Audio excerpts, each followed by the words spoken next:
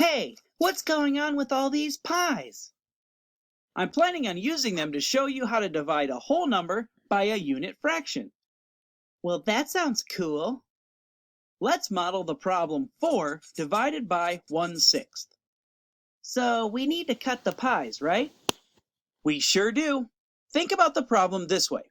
How many 1/6 are in 4 whole pies? Let me cut each pie into 6 equal pieces. That's a good idea. Then we can count how many pieces we have. So let me count.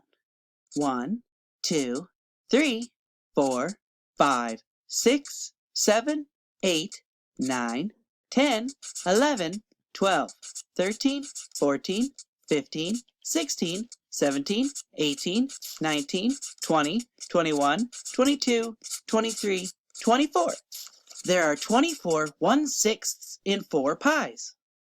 That's correct, Emily. You know, I think we can check this by using multiplication. We can.